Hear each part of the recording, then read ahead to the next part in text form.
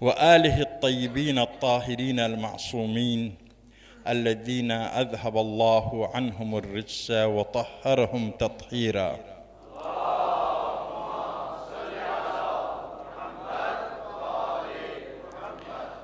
أما بعد، فقد قال الحكيم في محكم كتابه: إنا أعطيناك الكوثر فصل لربك وانحر إن شانئك هو الأبتر. حبیب، ہم نے آپ کو کوثر عطا کی ہے.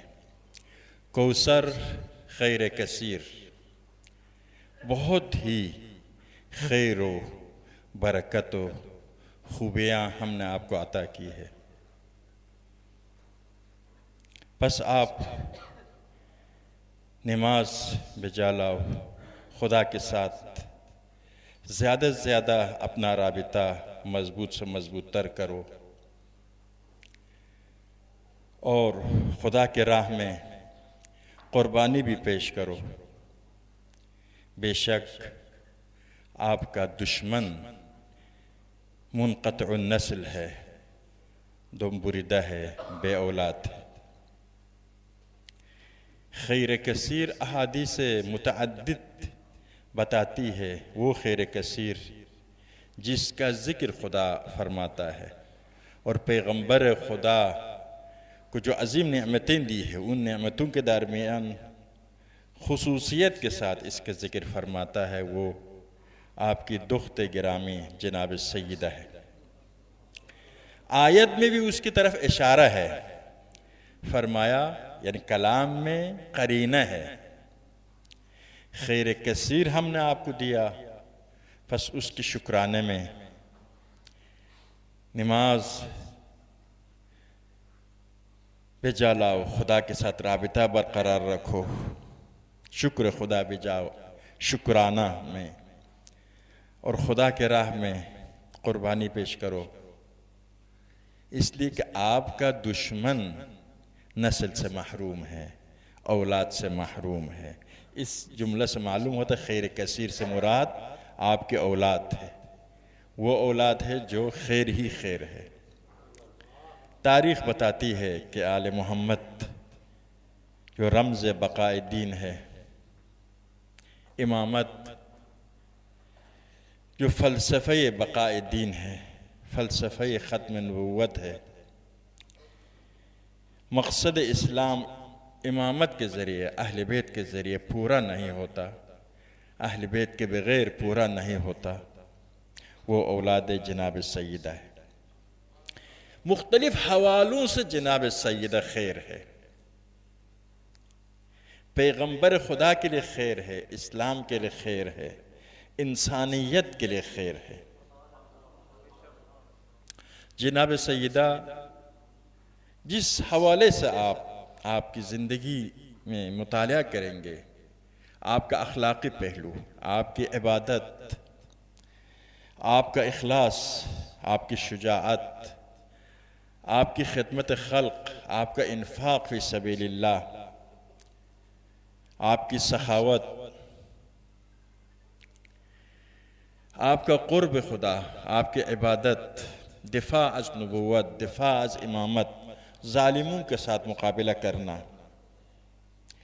دین کی حفاظت، امت کی تربیت اور تعلیم، جس میدان میں بھی دیکھیں گے جناب سیدہ خیر کا سرچشمہ ہے. پیغمبر خدا نے فرمایا بیٹی آپ سیدۃ النساء العالمین ہیں، آپ سیدہ نساء عالمین، تمام عالم کی خواتین کے درمیان خواتین کی سردار آپ ہے. سردار وہ ہستی جو سب سے آگے ہوتی ہے، دوسرے اس کے نقش قدم پر چلتی ہے. یعنی عالم کی تمام عورتیں آپ کے نقش قدم پر چلیں گی.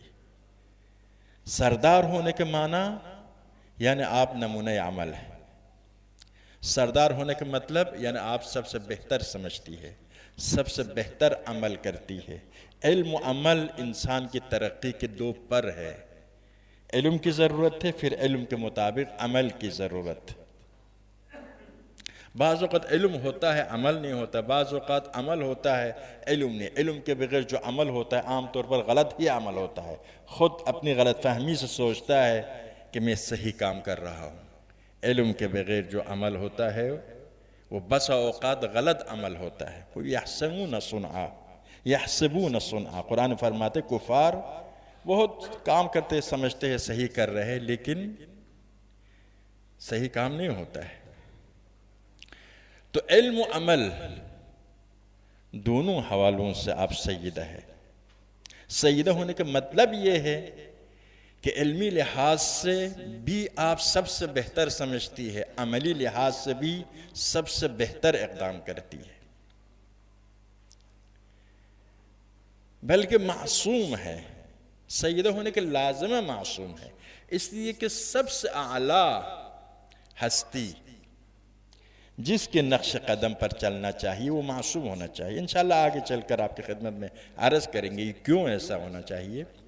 لیکن جب پوچھا گیا یا رسول اللہ جناب مریم سیدۃ النساء نہیں تھی، فرمایا مریم اپنے زمانے کی خواتین کے لیے سیدۃ النساء تھی، لیکن عالمین کے سیدۃ النساء جناب زہرا ہے۔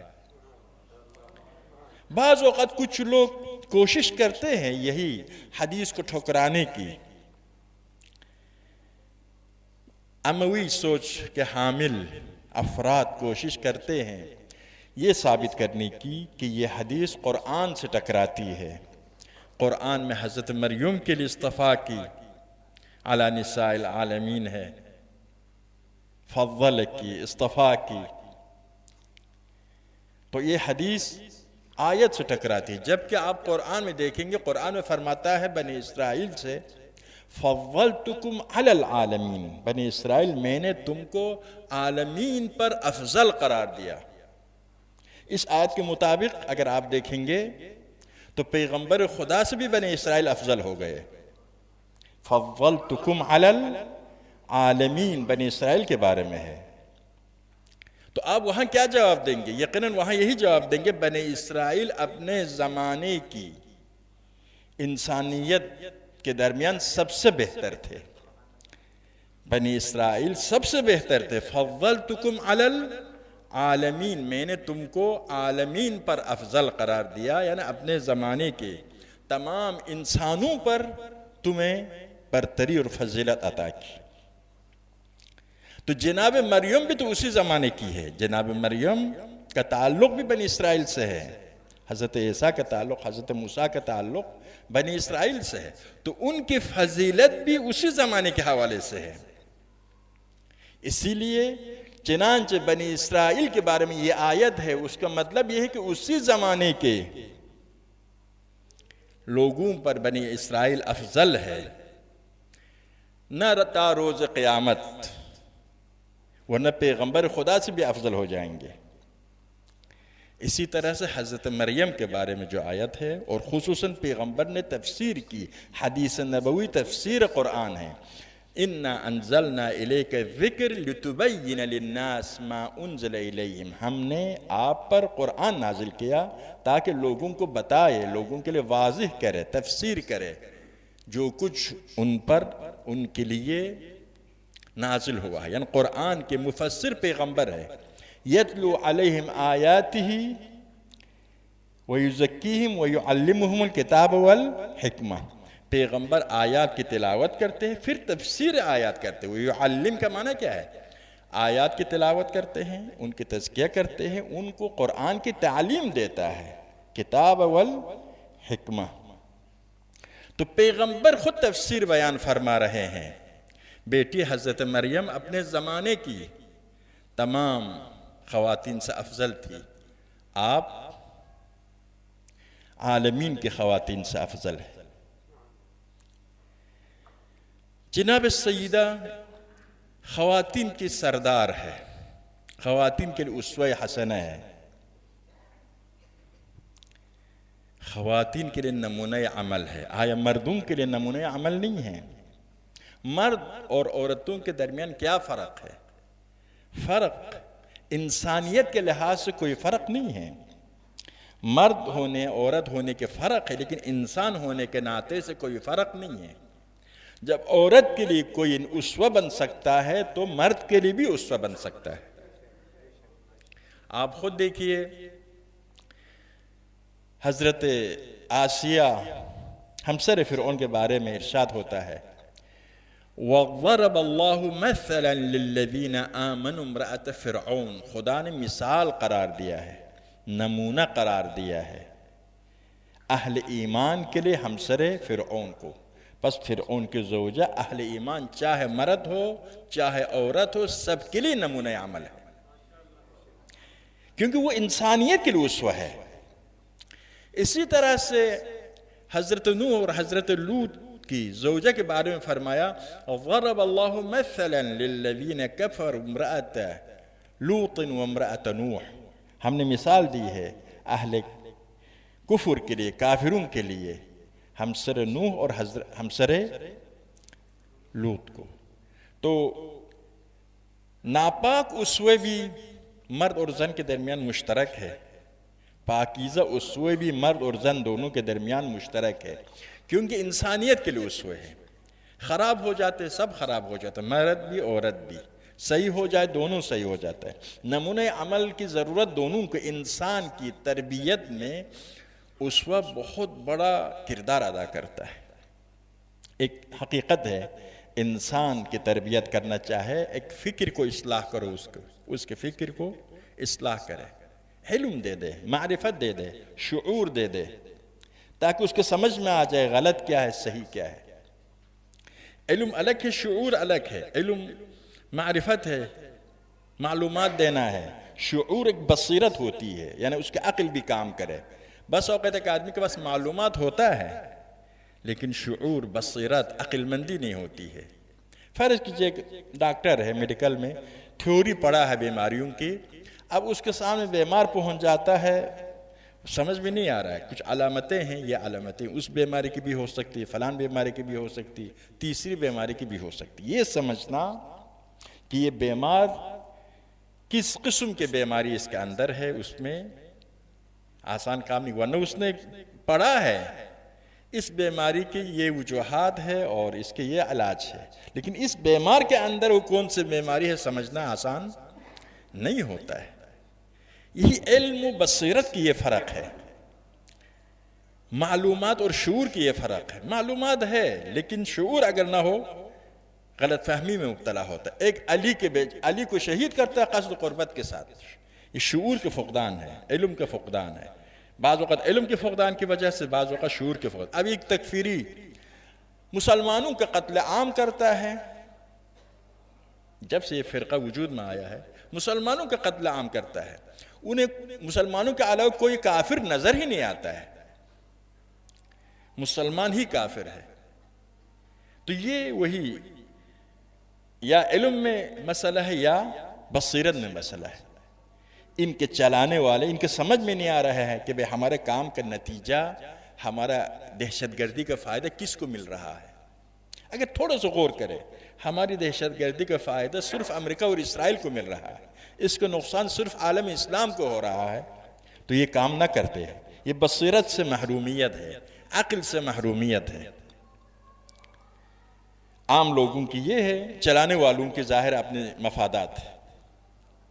تو عرض یہ کر رہا تھا کہ جناب سیدہ کو اسوہ حسنہ قرار دیا، کیونکہ انسانوں کو چنانچہ علم کی ضرورت ہے تربیت کے لیے، اسی طرح سے نمونہ عمل کی ضرورت ہے۔ نمونہ عمل نہ ہو، کوئی نصیحت کرتا چلا جائے، خود عمل نہ کرے، ذرہ برابر اثر نہیں کرتا ہے، بلکہ الٹا اثر کرتا ہے۔ خصوصاً وہ علم جس کا تعلق انسان کی تربیت سے ہے، اس علم کی تو الگ داستان ہے۔ فرض کیجئے سائنسی علوم ہے، سکھانے والے اس پر عمل نہ کرے، طالب علم پر منفی اثر نہیں کرتا ہے، لیکن اخلاق کا علم ہے، بتانے والا خود عمل نہ کرے تو سننے والے پر منفی اثر کرتا ہے۔ یعنی وہ علم جس کا تعلق سائنس سے ہے، وہاں عمل نہ بھی کرے، طالب علم اپنا معلومات حاصل کرتا ہے، خود عمل کرے گا، لیکن وہ علم جس کا تعلق عمل سے ہے، تزکیہ نفس سے ہے، وہاں پر ضرور بتانے والا باعمل ہونا پڑتا ہے. باعمل نہ ہو تو سننے والا سننے کے لیے تیار نہیں ہوتا ہے. اسی لیے کہتے ہیں کہ آپ ایک کتاب پڑھو، علم اخلاق کی کتاب، وعظ و نصیحت کی کتاب، 1000 صفحہ والے کتاب پڑھو، لیکن اس کے بجائے کسی صاحب اخلاق حمیدہ کے پاس جا کر 1 گھنٹہ بیٹھو، اس 1 گھنٹے کا اثر کہیں زیادہ ہوگا اس کتاب کے پڑھنے سے. یہ ہم اپنی زندگی میں تجربے میں بھی اس حقیقت کو پا سکتے ہیں. تو اسی لیے انسانوں کی تربیت میں پہلا علم ہے. انسان علمی مخلوق ہے، علم کے مطابق زندگی کرتا ہے. جو سمجھ میں آتا ہے وہی کرتا ہے، جو سمجھ میں نہ آ جائے وہ اس کو نہیں کرتا ہے، چاہے غلط سمجھے چاہے صحیح سمجھے. پہلا مرحلہ علم ہے انسان کی تربیت میں. دوسرا مرحلہ نمونہ عمل کی ضرورت. انبیاء الہی ائمہ اطہار کا ایک اہم مقصد نمونہ عمل پیش کرنا ہے. تو اسی لیے جناب سیدہ فرمایا تمام عورتوں کے لیے نمونہ عمل ہے. عورتوں میں کچھ خصوصیت ہے جو مردوں میں نہیں ہے. وہ ماں ہوتی ہے. ماں یعنی محبت کے مجسمہ، جذبات عروج پر ہوتا ہے، شفقت زیادہ ہوتی ہے، محبت زیادہ ہوتی ہے، مہربانی زیادہ ہوتی ہے. یعنی یہ کچھ خصوصیات ہے جو عورتوں میں ہے، مردوں میں نہیں ہے. آپ دیکھیے اہل کوفہ عورتیں آئی، حضرت مسلم نے جب دارالامارہ کا محاصرہ کیا تھا، آئی اور ایک ایک کر کے، ماں آئی بیٹے کو لے گئی، بہن آئی بھائی کو لے گئی، بیوی آئی شوہر کو لے گئی، ہر ایک اپنے عزیز کو لے گئی. قیامت کے دن آ کر ان سے پوچھے کیوں تم نے ایسا کیا، کیوں سفیر حسین کو تنہا کر دیا. وہ یہی کہے کہ خدایا تو نے ماں کو مامتا کی محبت سے نوازا ہے، ایسی محبت میرے دل میں ہے، اپنے بچوں کو خون میں غلطان دیکھنا نہیں چاہتی تھی، خدا یہ محبت تو نے دی ہے. اگر کسی زوجہ سے یہی کہے، وہ کہے گی میرا سہارا یہ مرد ہے، میرا آئندہ یہ مرد ہے، اس کے بغیر میں زندگی نہیں کر سکتی. ایک مشہور حدیث ہے، آپ جانتے ہیں کہ قیامت کے دن جب ہوگا، محشر کے میدان میں ایک جوان لایا جاتا ہے جس نے گناہ کیا ہے، جنسی گناہوں میں مبتلا ہو گیا ہے. اس سے پوچھا جاتا تم نے کیوں گناہ کیا؟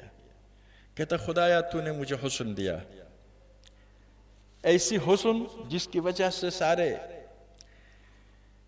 وسائل میرے لیے تیار تھے، فراہم تھے، گناہ کرنے کے راہ میں کوئی رکاوٹ نہیں تھی، اسی لیے میں نے گناہ کیا. گویا خدا پر الزام لگا رہا ہے، خدا تو نے حسن دی اس وجہ سے میں پھنس گیا. حضرت یوسف پیش ہوتے ہیں، خدا حضرت یوسف کو پیش کرتے ہیں. بتاؤ تمہارا حسن حضرت یوسف کے برابر تھا؟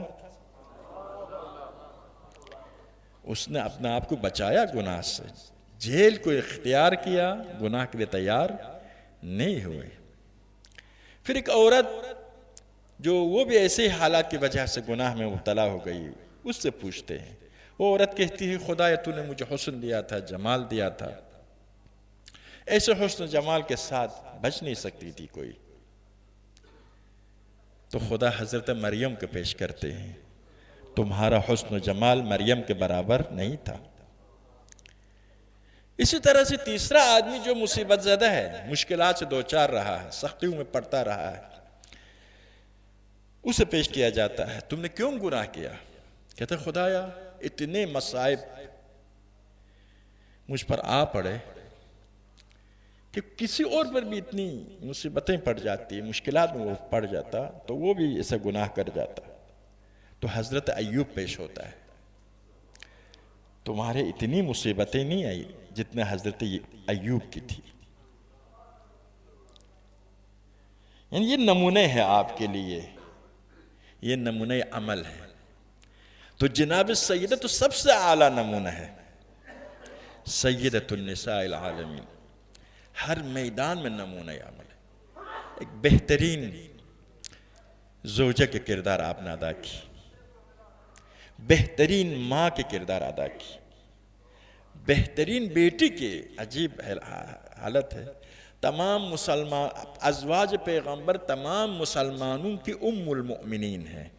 ازواج پیغمبر، قرآن نے فرمایا ہے پیغمبر کے ازواج تمام مسلمانوں کے ام المؤمنین ہیں. اس کا کوئی انکار نہیں کر سکتا، قرآن کی صریح آیت ہے. لیکن ام ہونے کا معنی افضل ہونا نہیں ہے، خود قرآن میں ہے تم سے بہتر عورتیں ہم پیغمبر کو عطا کریں گے اگر تم پیغمبر کو برداشت نہیں کرتی. خود قرآن صریحاً کہتا ہے. لیکن جیسا ہمارے ملک میں پوری دنیا میں خاتون اول صدر یا وزیر اعظم کی زوجہ خاتون ہے اور ایک آداب کے تحت ہے، یہ تو ام المؤمنین ہے. لیکن جناب سیدہ کے لیے پیغمبر نے کیا فرمایا؟ ام ابیہا، اپنے باپ کی ماں ہے، پیغمبر خدا کی ماں ہے. یعنی ماں کا بھی تمغہ دیا، بیٹی کے بھی تمغہ دیا. پیغمبر مامتا کی محبت سے محروم رہے. آپ جانتے ہیں بہت کم عمری میں سایہ مادر سے محروم ہو گئے، لیکن اس کم عمر بچی نے اس طرح کی محبت دی پیغمبر کو کہ ماں کی کمی کا احساس ختم ہو گیا. اسوہ حسنہ، بیٹی ہونے کے لحاظ سے بہترین اسوہ حسنہ، زوجہ ہونے کے لحاظ سے. آپ دیکھیے شادی کے دوسرے دن پیغمبر گئے جناب مولا امیر المومنین کے دولت سرا میں، پوچھا یا علی کیسی زوجہ ہے؟ شادی کے دوسرے دن فرمایا رسول اللہ نعم العون فی طاعت اللہ، خدا کی اطاعت کے راہ میں بہترین مددگار ہے. اللہم صلی علی محمد وعلی محمد.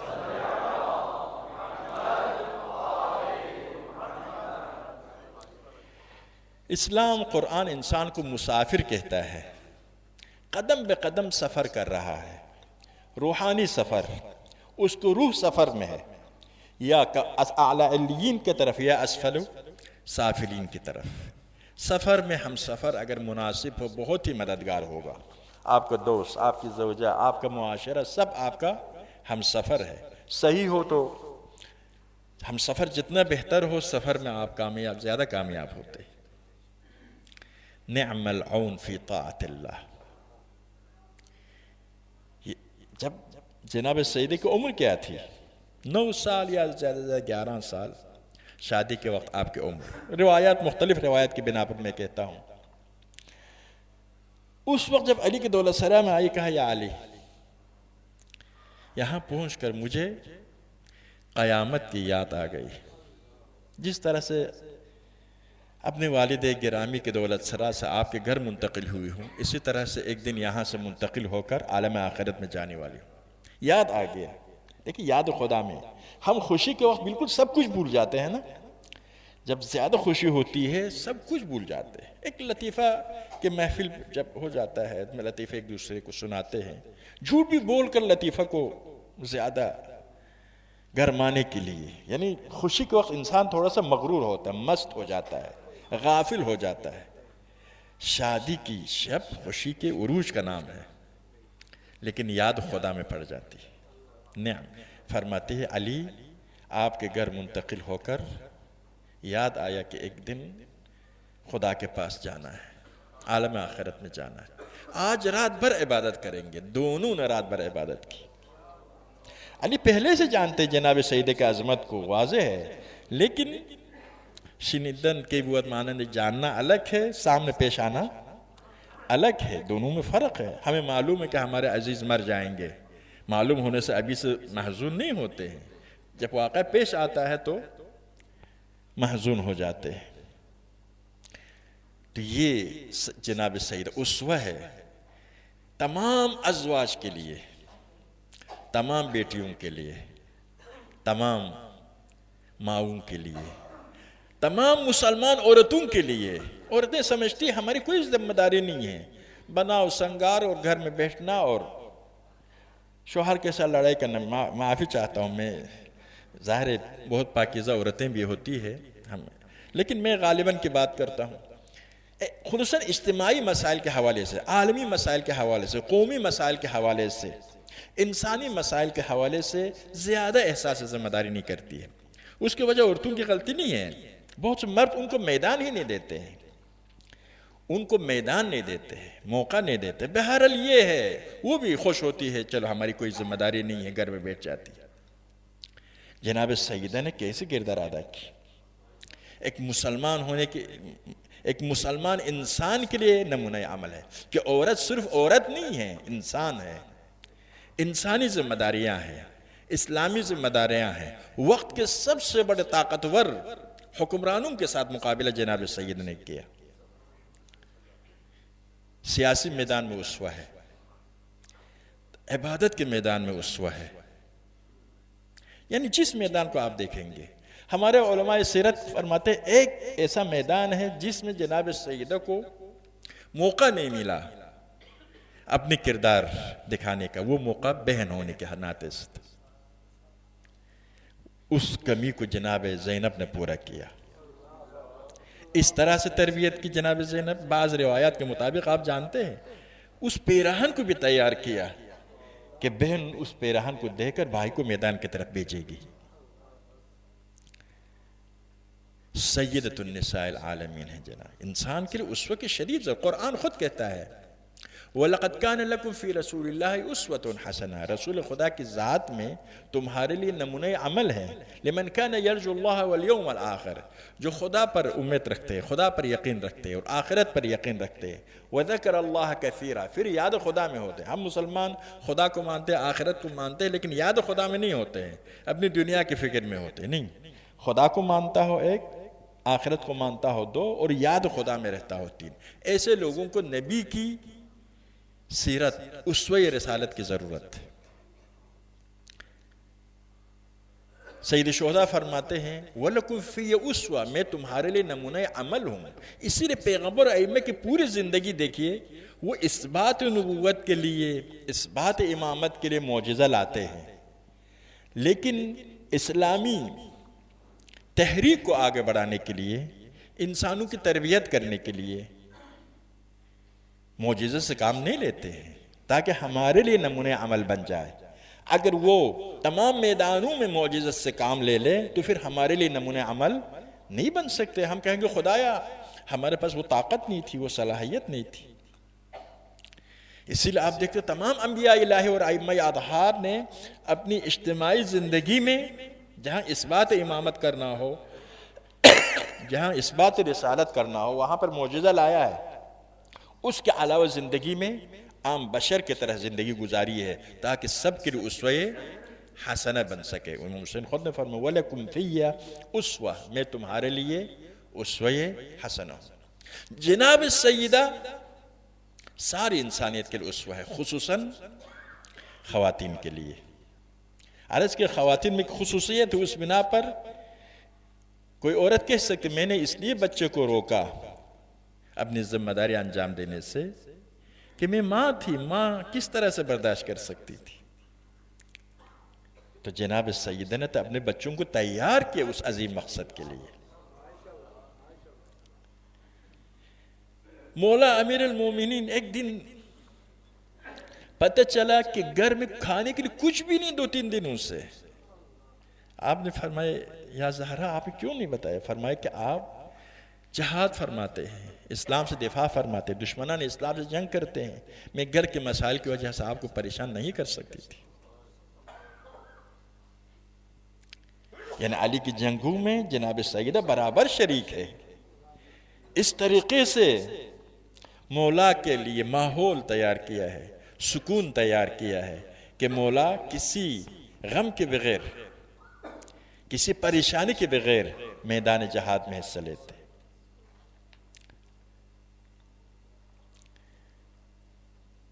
تو اسی لیے سیدۃ النساء العالمین ہے.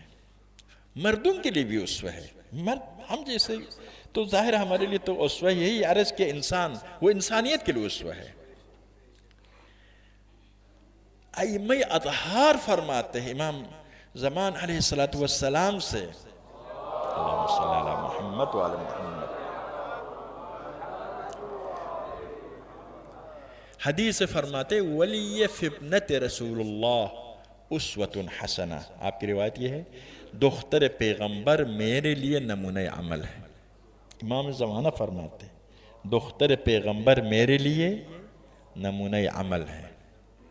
امام اعظم ایک روایت میں فرماتے ہیں کہ ہم بشر پر حجت خدا ہے اور ہماری ماں جناب سیدہ ہم سب پر حجت خدا ہے۔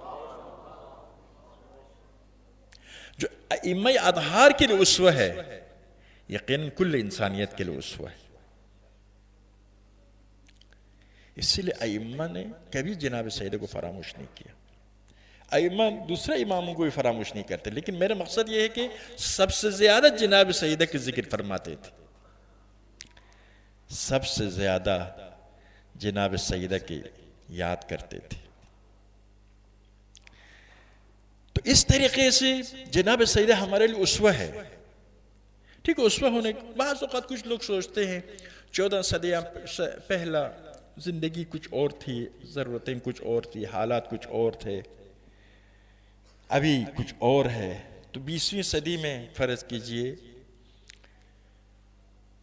اسلام کے ظہور 6 صدی میں، ابھی 20ویں صدی میں 14 صدی پہلا، والی ہستیاں کس طرح سے 20ویں صدی میں اسوہ بن سکتے ہیں۔ بعض اوقات کچھ لوگ پرانے ہر چیز کو غلط سمجھتے ہیں، کچھ لوگ ہر نئی چیز کو غلط سمجھتے ہیں، کچھ لوگ ہر پرانی چیز کو غلط سمجھتے ہیں۔ یہ دونوں افراط و تفریط والے ہیں۔ آپ کے پاس حق کے معیار ہونا چاہیے۔ خدا نے آپ کو عقل دی ہے، شعور دی ہے، علم دی ہے، اس کے ذریعے دیکھو کیا صحیح ہو سکتا ہے، کیا غلط ہو سکتا ہے۔ نہ پرانا ہونا غلط ہونے کی علامت ہے، نہ نیا ہونا غلط ہونے کی علامت ہے۔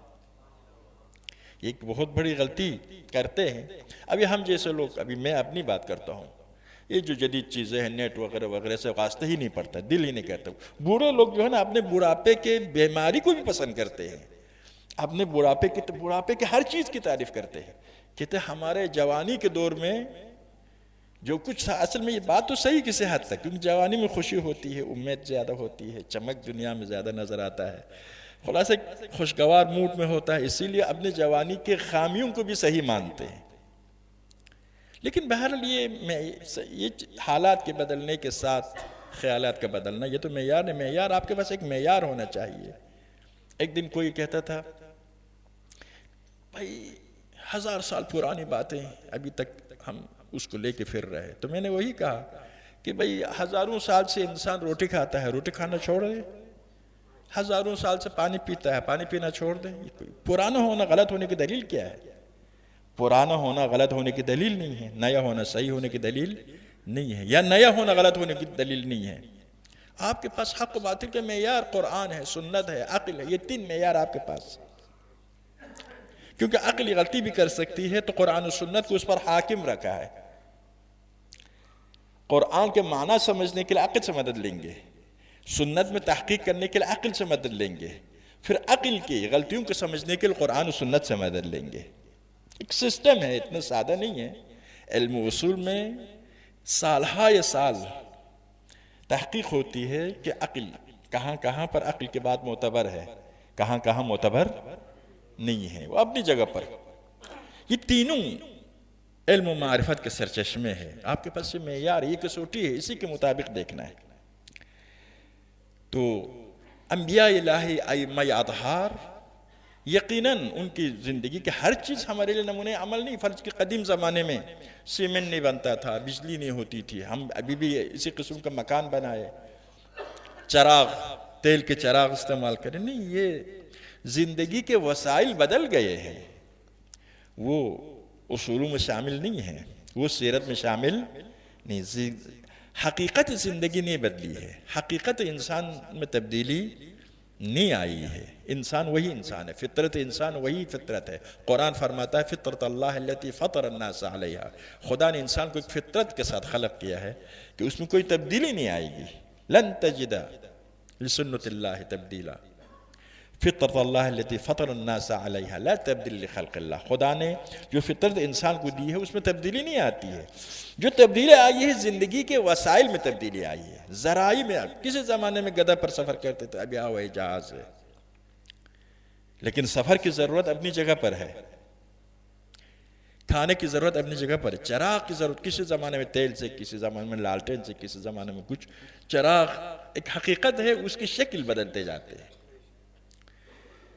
تو اسی طرح سے ائمہ اطہار فطرت انسانی کے لیے اسوہ ہے، وہ معیار انسانیت فطرت کے لیے اسوہ ہے، اور یہ فطرت قیامت تک رہے گی۔ فطرت انسانی میں تبدیلی نہیں آتی ہے، جب تک انسان ہے تب تک اس کی فطرت ہے، جب تک فطرت ہے تب تک انبیاء اور ائمہ کی سیرت کی ضرورت ہے۔ جناب سیدہ اسی لیے تمام مرد و زن کے لیے، اور خصوصاً عورتوں کے جو مشکلات ہیں اس کے حوالے سے اسوہ حسنہ ہے۔ آپ تاریخ کے حساس ترین مرحلے میں، مرحلہ اتنا حساس مرحلہ تھا جس مرحلے میں جناب سیدہ نے اقدام کیا، ایک درود پڑھیں محمد و آل محمد پر۔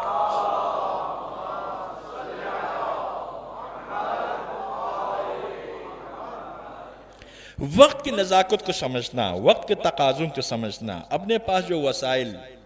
آپ دیکھیں پیغمبر خدا مکے میں آپ نے جنگ نہیں لڑی۔ قرآن میں آیات مکی اور مدنی سمجھنے کے ایک معیار کیا ہے؟ یہ ہے کہ وہ آیات جو اخلاقیات کے بارے میں گفتگو کرتے ہیں یا عقائد کے بارے میں گفتگو کرتے ہیں، عام طور پر مکی آیات۔ وہ آیات جو فرائض کے بارے میں، جہاد کے بارے میں گفتگو کرتے ہیں، وہ مدنی ہے۔ دیکھیں مکے میں ابھی مسلمانوں کی تربیت کی ضرورت تھی، اعتقادی تربیت، اخلاقی تربیت، اور مسلمانوں کی تعداد بھی کم، اس وقت جہاد کا موقع نہیں تھا، تو آیات اس قسم کی آیات نازل ہوئی جو اس وقت کی ضرورت کی آیات تھی۔ اخلاق ابدی ضرورت ہے، عقائد بھی ابدی ضرورت ہے، لیکن اس کو پیش کرنے کے وقت مختلف ہوتا ہے۔ مکے میں اس قسم کی آیات اس طرح سے تربیت کی، مدینے میں مسلمانوں کی طاقت بڑھ گئی، جہاد کے آیات نازل ہوئی، دوسرے فرائض کا آیات نازل ہوئی، زکوٰۃ کے آیات نازل ہوئی۔ لیکن مدینے میں خود پیغمبر خدا دیکھیں مکے میں کسی کے ساتھ جنگ نہیں لڑتے، مشرکین تنگ کرتے اس کے باوجود جنگ نہیں کرتے، مدینے میں پہنچ کر جنگ کرتے۔ علی آپ دیکھیے 35 سال یا بہتر کہے 25 سال پیغمبر کے بعد آپ نے جنگ نہیں کی، تعاون کیا، مدد کی، ان کو مشورے دیے اسلامی معاشرے کو خطرات سے بچانے کے لیے۔ لیکن باقی 5 سال میں مسلسل جنگ۔ امام حسن مصطفیٰ ابتدا میں جنگ کے لیے مکمل تیار ہو گئے، بعد میں صلح، امام حسین صلح امام حسن میں شریک تھے، لیکن بعد میں ایسی قربانی پیش کی جس کی مثال نہ گزشتہ نہ آئندہ تاریخ بشریت میں نہیں ہے۔ تو یہ کیوں؟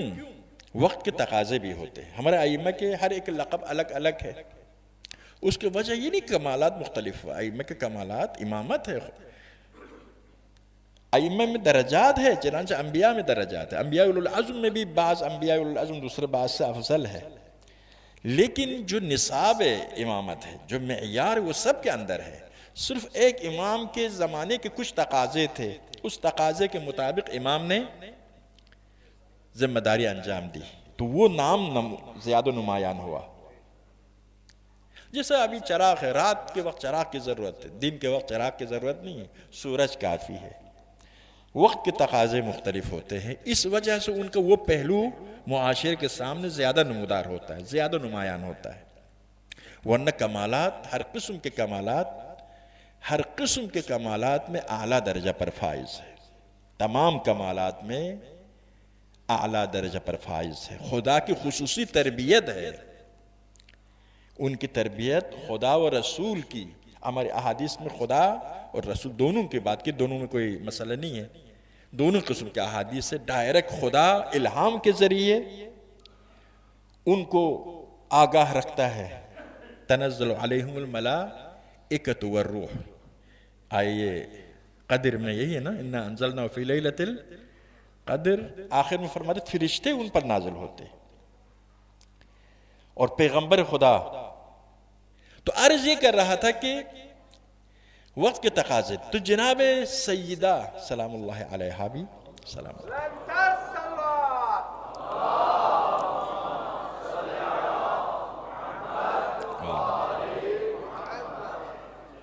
خطرناک ترین وقت آیا تھا،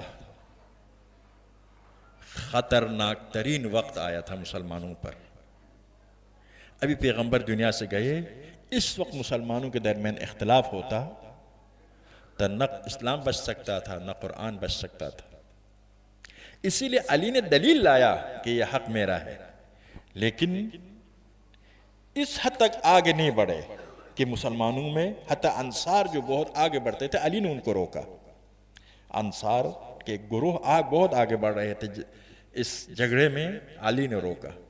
خود علی فرماتے وَلَقَدْ رَأَيْتُ رَاجَعَةً مِنَ النَّاسِ يَدْعُونَ إِلَى مَحْقِ دِينِ مُحَمَّدٍ فَرَأَيْتُ إِنْ لَمْ أَنْصُرِ الْإِسْلَامُ وَأَهْلَهُ أَنْ أَرَى فِيهِ ثُلَّمًا أَوْ هَدْمًا تَكُونُ الْمُصِيبَةُ أَعْظَمَ. میں نے دیکھا لوگوں کو پلٹ کر آ رہے ہیں اور ایک دوسرے کو بلا رہے ہیں، آؤ اسلام کو مٹائیں گے، اسلام کو ختم کریں گے. میں نے دیکھا اس وقت اگر میں صبر نہ کروں تو مصیبت بہت بڑی ہوگی.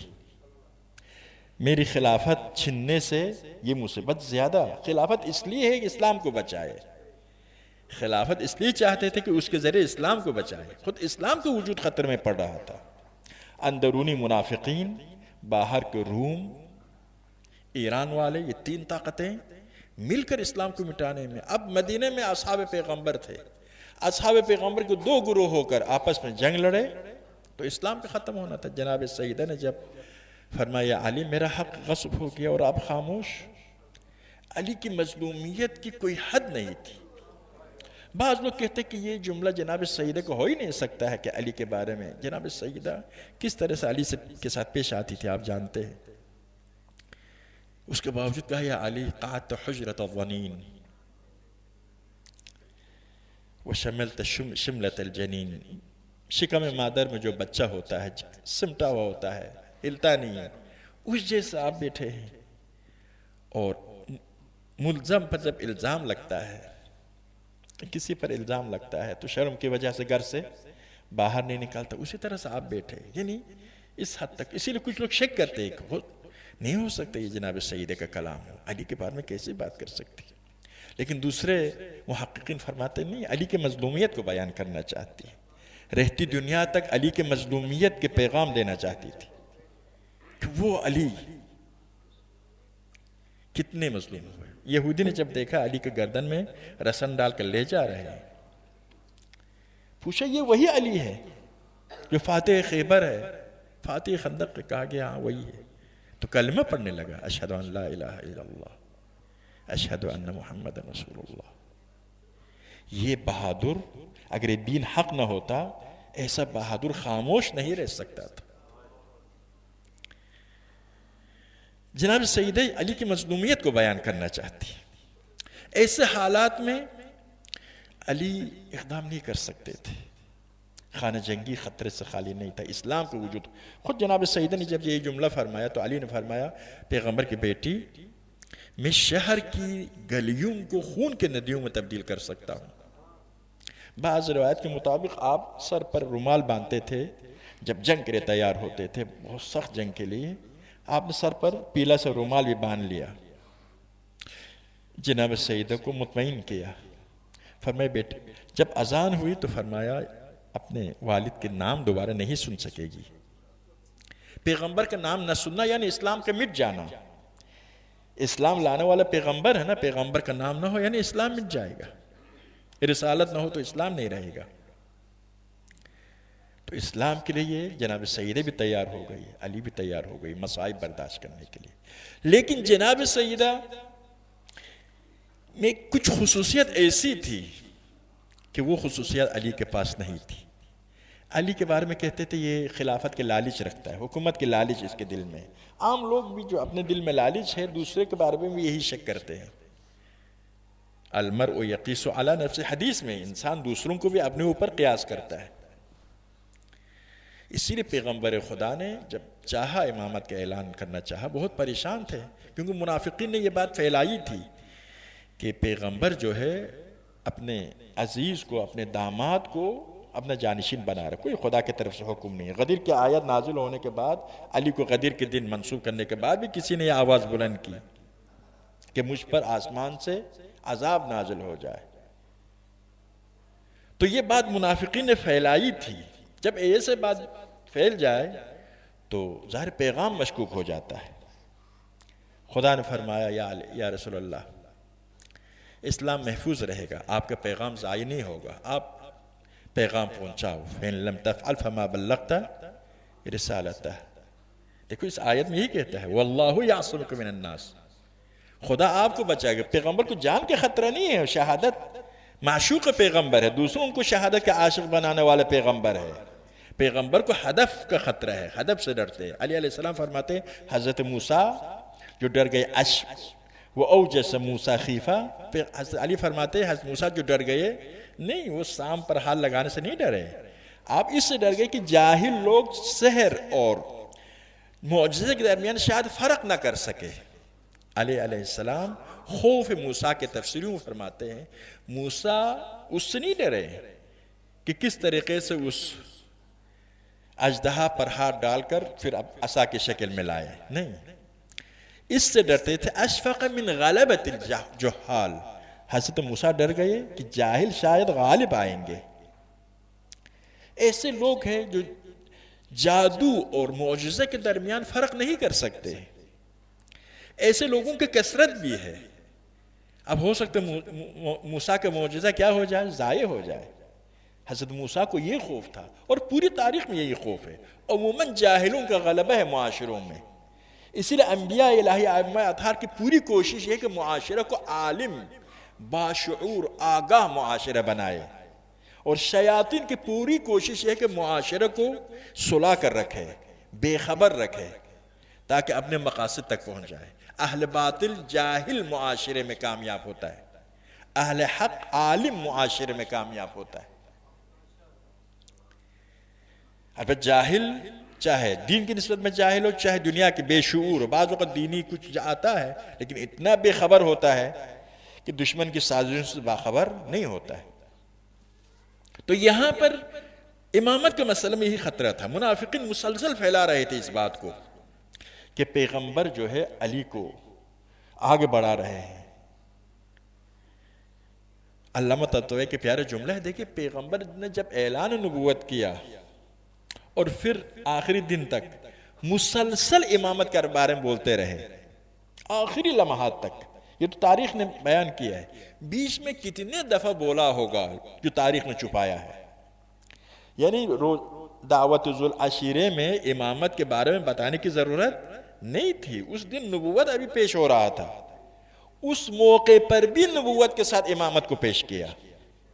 اس سے معلوم ہوتا ہے پیغمبر نے کوئی موقع ہاتھ سے جانے نہیں دیا، تاریخ نے چھپایا ہے، ورنہ اس موقع پر آپ کی نبوت کو لوگ نہیں مان رہے تھے، وہاں پر امامت پیش کرنا لوگوں نے حضرت ابو طالب کا مذاق بھی اڑایا۔ آپ جانتے ہیں کہ پھر آپ کو اپنے بیٹے کی بات ماننا پڑے گا،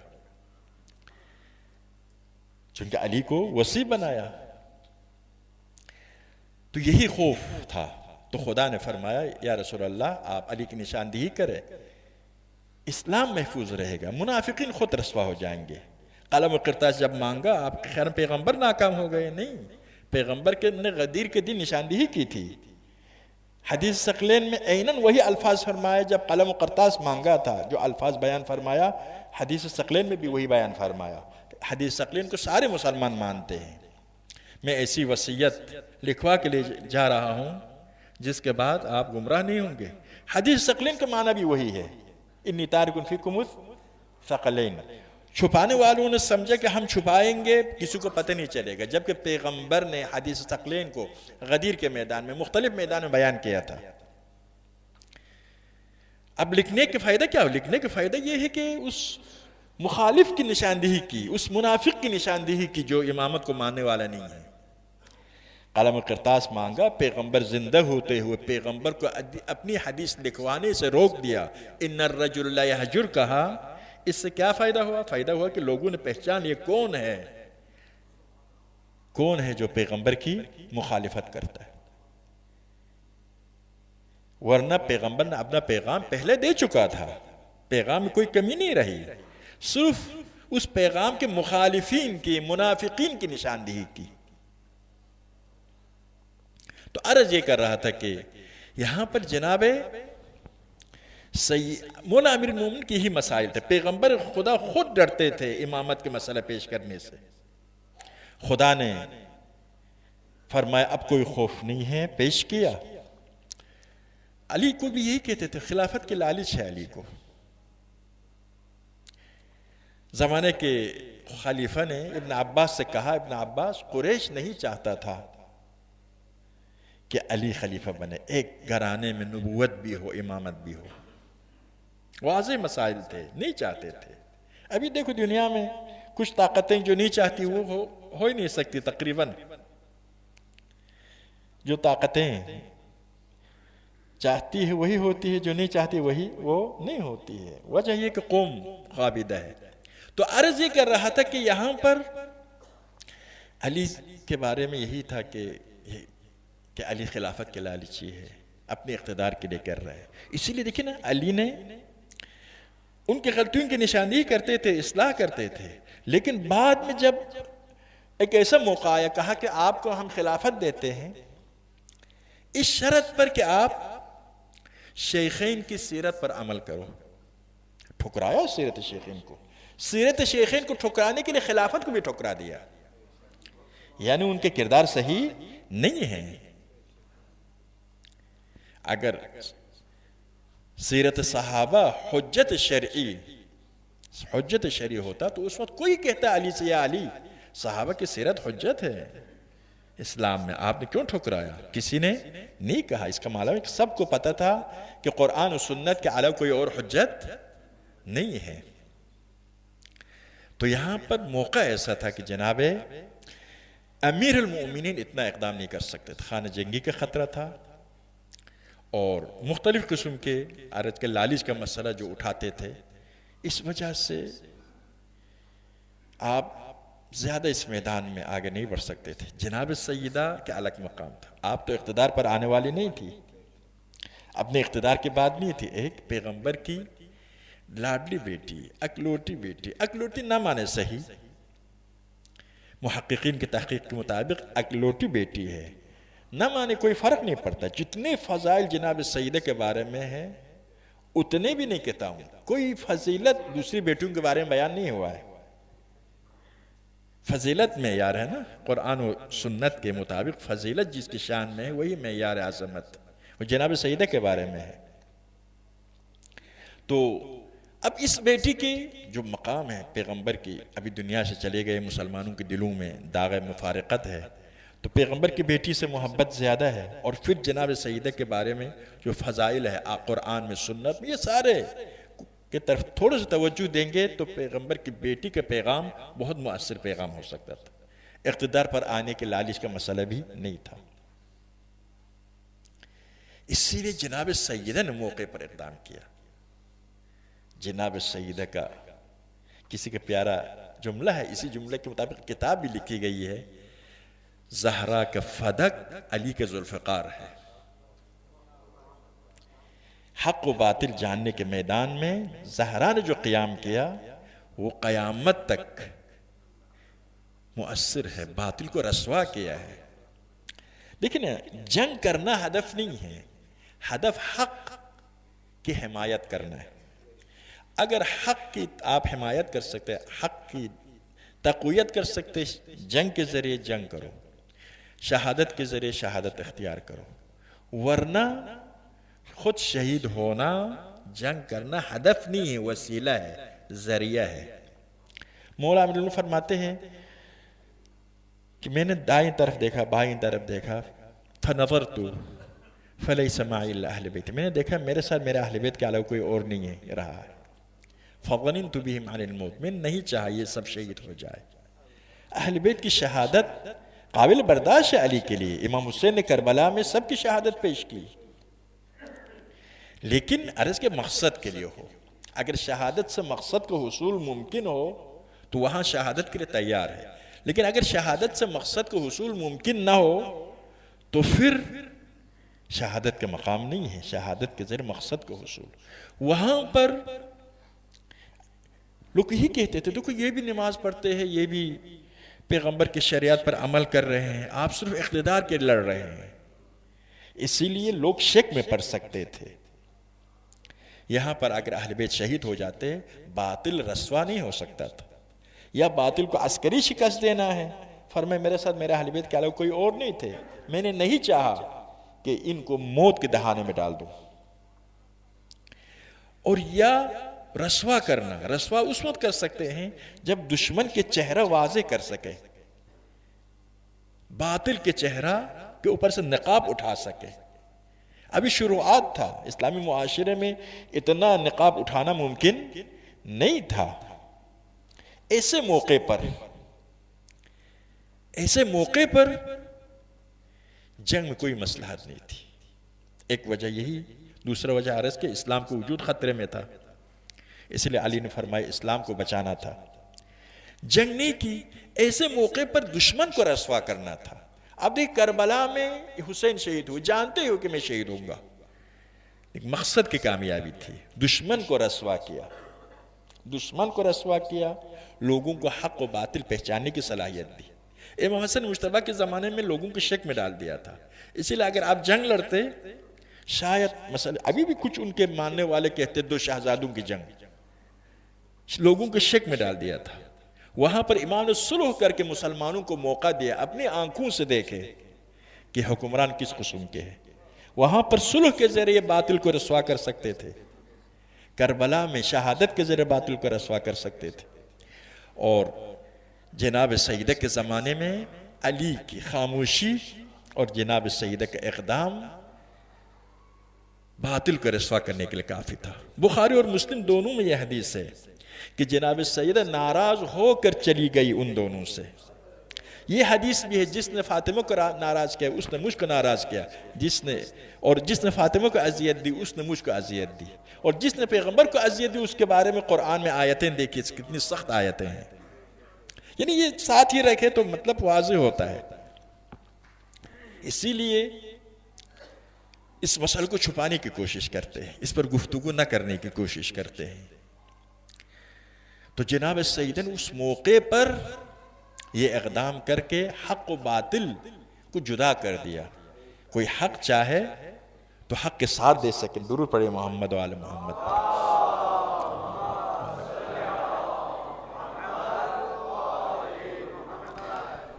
اس موقع میں اس کی بڑی اہمیت ہے، انشاءاللہ کل عرض کریں گے کیا اہمیت تھی، وقت کی نزاکت کیا تھی. لیکن عرض کہ اس وقت جناب سیدہ کا اقدام زیادہ مؤثر ہو سکتا تھا. آپ نے اقدام کیا تمام تر مشکلات کے باوجود، تمام تر سختیوں کے باوجود. عزت و احترام کی زندگی گزار سکتی تھی آپ، لیکن حق کی عزت کو آپ نے ترجیح دی. مسلمانوں کے لیے حق و باطل واضح ہو جائے، صراط مستقیم نمایاں ہو جائے. اپنی غربت، اپنی تنہائی کو انتخاب کیا. ایک واقعہ آپ جانتے ہیں تاریخ اسلام میں کہ ایک دن پیغمبر خدا بیمار تھے، اسرائیل آیا تھا. جناب سیدہ شب و روز پیغمبر کے ساتھ تھی. ان اواخر لمحات میں دق الباب ہوا، جناب سیدہ گئی، کوئی عرب ہے. فرمایا میرے والد بیمار ہے، بہت سخت بیمار ہے، واپس چلے جاؤ. واپس چلا گیا. دوبارہ آیا، دوسرا یا تیسرا دفعہ تھا کہ پیغمبر ہوش میں آ گئے. فرمایا بیٹی اس کو آنے دو، یہ کسی سے اجازت لینے والا نہیں ہے، یہ آپ کی عظمت ہے، آپ کی عزت کی وجہ سے آپ کے احترام میں اجازت مانگ رہا ہے.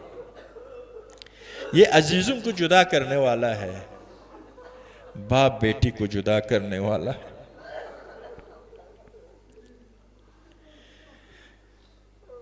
جناب سیدہ کی عظمت اور احترام خدا کے فرشتوں کی نگاہ میں ہے. شاید امت کے لیے پیغام بھی دینا چاہتے تھے، امت اس دروازے کا خیال رکھنا، جناب زہرا کا خیال رکھنا. چند ہی دن گزرے تھے، لکڑیاں جمع ہو گئی زہرا کے دروازے پر. لکڑیاں جمع ہو، کسی نے کہا زہرا یہ مرضیہ پشت در ہے، کیا کرنے والے ہو؟ کہا کہ ہم آگ لگائیں گے۔ بعض روایات کے مطابق تمام فریقین نے روایات نقل کے دروازے کو آگ لگا دی گئی، دروازے کو آگ لگا دی گئی۔ دروازے پر جیسے ہی ہمارا در دیوار کے درمیان سے زہرا کی آواز آئی، زہرا کی آواز آئی، میرے محسن شہید ہو گئے۔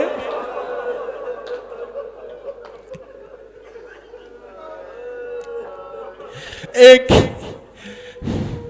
ذاکر اہل بیت کا جملہ ہے، ایران میں ایک ذاکر اہل بیت نقل کر رہا تھا، میں نے جناب سیدہ کے مصائب پڑھا۔ ایک جوان آیا مصائب کے بعد، کہا کہ ایک دن میں نے اپنی زوجہ کے رخسار پر ہلکا سا مارا تھا، چند دن کے بعد زوجہ سے معافی مانگی، معاف کرو غلطی ہو گئی۔ زوجہ نے کہا کوئی حرج نہیں ہے، تم میرے شوہر ہو، کوئی حرج نہیں ہے، لیکن مارنا ہے تو ہماری 4 سال کی چھوٹی بچی ہے، اس کے سامنے نہ مارنا۔ اس دن سے یہ بچی مسلسل میرے رخسار کو دیکھ رہی ہے۔ نہ معلوم جب جناب سیدہ کی دولت سرا میں گھس کر آئے، ایک طرف جناب سیدہ زخمی حالت میں زمین پر ہے، دوسری طرف علی مرتضیٰ کے گردن میں رسی ڈال کر لے جا رہے ہیں۔ چھوٹے بچے جو ہوتے ہیں جب کسی سے ان کی لڑائی ہوتی ہے یا کوئی ان کو ڈانٹتا ہے، امی کے پاس آتے ہیں، امی مجھ کو بچاؤ، لیکن اگر وہ زیادہ طاقتور ہو تو بابا کے پاس جاتا ہے، ابو مجھ کو بچاؤ۔ لیکن یہاں پر حسن مجتبی، حسین سید شہداء، زینب ام کلثوم، 4-5 کے چھوٹے چھوٹے شہزادے ہیں، نبی زادے ہیں، ایک طرف والدہ غشی کے عالم میں، دوسری طرف علی مرتضیٰ کی گردن میں رسن۔ یہ آگ دروازے پر لگانا سلسلہ برقرار رہا۔ آپ جانتے ہیں کربلا میں شام غریبان کے موقع پر جب آل محمد کا قتل عام ہوا، امت پرسہ دینے کے بجائے آگ لے کر آئے، خیموں کو آگ لگا دی، نبی زادیہ صحرا میں پراکندہ ہو گئی۔ حضرت امام جعفر صادق کے گھر میں آپ کی دولت سرا میں بھی منصور ملعون کے حکم سے آگ لگا دی گئی۔ دوسرے دن صحابی پہنچتے، عرض کرتے یا اپنے رسول اللہ خیریت سے تو گزری؟ امام رو رہے تھے، فرمایا خیریت سے گزری، لیکن میرے رونے کا کوئی اور وجہ ہے۔ میں کل دولت سرا میں تھا، آگ بجھا رہا تھا، یہ کہتے ہوئے میں ابراہیم کا فرزند ہوں، آگ مجھے نقصان نہیں پہنچا سکتی، اس کے باوجود سیدانیہ اتنی پریشان تھی، ایک کمرے سے دوسرے کمرے، دوسرے کمرے سے تیسرے کمرے۔ مجھے شام غریبان کا موقع یاد آیا، جب خیموں میں آگ لگی ہوگی سیدانیوں کی کیا حالت تھی۔ الا لعنت اللہ علی القوم الظالمین وسیعلم